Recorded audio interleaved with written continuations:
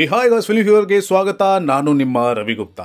दोस्तों, शुरुआत जो मैंने की है कन्नड़ा से शुरुआत की है और आपको बता दूं यहाँ पर मैं एक कन्नड़ा फिल्म के बारे में चर्चा करने वाला हूँ। हमारी कन्नड़ा जो इंडस्ट्री है, हमारी इंडियन सिनेमा के अंदर ऐसी ऐसी फिल्में लेकर आई है जिसने हम सभी के फिल्म देखने के नजरिए को बदल कर रख दिया, हमारे टेस्ट को भी बदल कर रख दिया। KGF 2, कांतारा, 777 चार्ली, ऐसी कई सारी आप फिल्में हैं जो आप कन्नड़ा सिनेमा से आप देख सकते हैं और सारी की सारी beyond imagination, out of the box वाली कहानियां हमारे सामने आई है।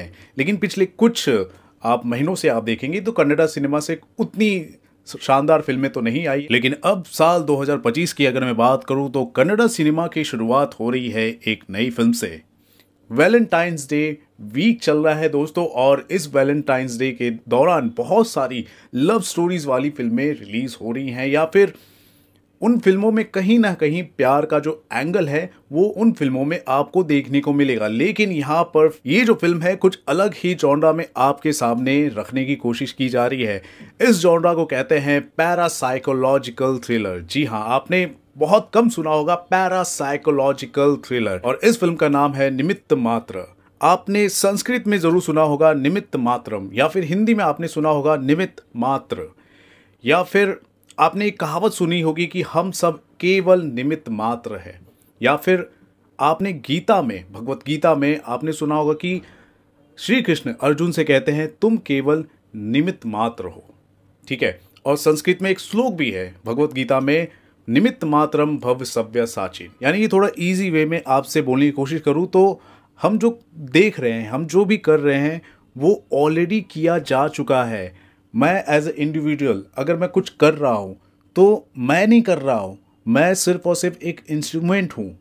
वो सारी की सारी जो चीज़ें हो रही हैं वो भगवान के द्वारा हो रही हैं। ठीक है, मैं सिर्फ और सिर्फ निमित्त मात्र हूँ, मैं सिर्फ और सिर्फ एक इंस्ट्रूमेंट हूँ।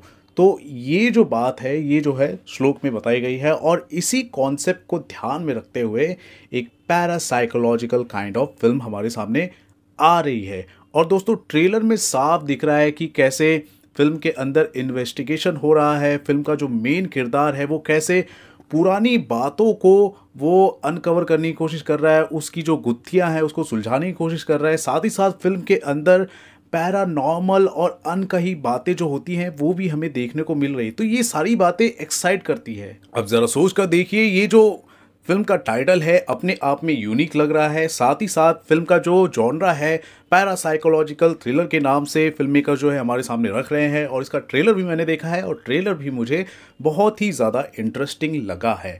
तो ये सारे के सारे जो फैक्टर्स है वो हमारे सामने जब आते हैं ना तो हम कहते हैं कि हाँ, कन्नड़ा सिनेमा कहीं नहीं गया है, वो वापस बाउंस बैक करने की तैयारी में है, फिराक में है। एक छोटे बजट की फिल्म है दोस्तों, एक इंडिपेंडेंट जो फिल्म मेकर हैं वो इस फिल्म को हमारे सामने रखने की कोशिश कर रहे हैं। फिल्म के जो डायरेक्टर हैं रोशन डिसूजा हैं, और फिल्म की जो म्यूजिक डायरेक्टर है संगीता राजीव, वो इस फिल्म के अंदर मेन लीड हीरोइन भी है। और उसके अलावा फिल्म के अंदर और भी दूसरे कलाकार हैं जैसे कि पूर्णचंद्रा मैसूर और अरविंद कोपलिकर। दोस्तों, फिल्म के बारे में बात करने के लिए मैं दो वजहों से विवश हुआ हूँ। पहली बात तो ये है कि ये कन्नड़ा सिनेमा से है, और कन्नड़ा सिनेमा के जो इंडिपेंडेंट फिल्म मेकर हैं या फिर इस फिल्म के जो डायरेक्टर हैं डेब्यू डायरेक्टर हैं। दूसरी बात यह है कि फिल्म का जो कॉन्सेप्ट उठाया गया है, जो हमारे श्रीमद् भगवत गीता से, जो हमारे कल्चर है, जो हमारी इंडिजिनस जो स्टोरी है, उसको लेकर एक अलग ही किस्म की फिल्म हमारे सामने पेश की जा रही है, और अलग ही जॉनरा के हिसाब से पैरासाइकोलॉजिकल